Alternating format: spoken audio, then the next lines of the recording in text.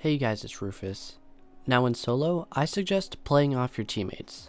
I usually enter behind someone else and play a more passive role. The reason I do this is because I can wait for things to happen and get into the action at the right time.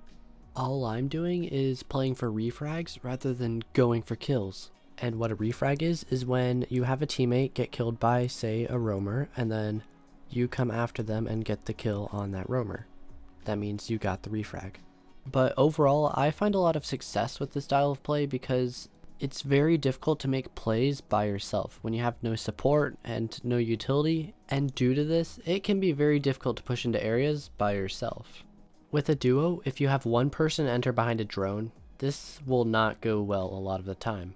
If the entry dies, there is no refrag, and the other team is immediately at an advantage. When with one other person, try to play together and give intel to each other. When one person pushes in, the other person pushes in. This does mean your intel will always be a little old, but what this also means is that your first entry will die more often, although you should be able to get a refrag if you use this method, which means you will sometimes be at an advantage and never at a disadvantage. Although that's assuming that you always get a refrag, which isn't always realistic. Now with 3 people, you can do nearly everything that a 5-stack can do, but you're limited in utility, and so you have to take things a bit slower. If you have one person drone and 2 people enter, it will usually work out, but those people that enter need to make sure they consistently play close together. If one person dies, everything becomes significantly harder. And if you don't get the refrag either, then your team is going to be at a disadvantage entirely.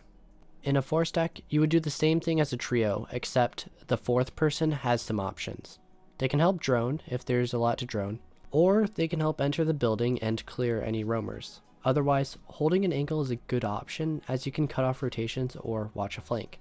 And when you're holding an angle, it's usually good to be in a position where you can have the opportunity to make a play.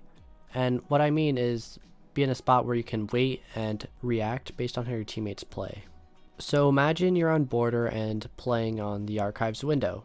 If your team is attacking office, you'll primarily be holding archives and cutting off rotations through this doorway.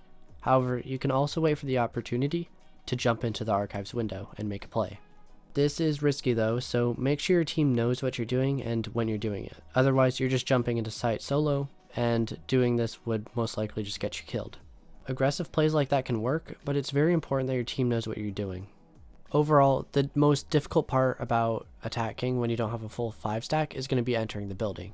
And so I'd suggest trying to enter through open walls or by playing off your teammates in order to make that first part easier. Because once you're actually inside of the building, you have a lot more influence and potential to change the round. It's much easier to engage enemies and get picks as you don't have to worry about runouts, and you can watch your flanks from a set of stairs or a single doorway. But if you want to learn to attack with 5 people, you can watch this video in order to learn to attack with a full 5-stack, because it gets a lot more complicated, and so I have a whole different video for this topic. Now if you want to check out my Discord, Patreon, or Twitter, that would be appreciated, but that's all to say for this video, and if you learned something, give the video a like, and if you want to see more content like this, subscribe. Toodles!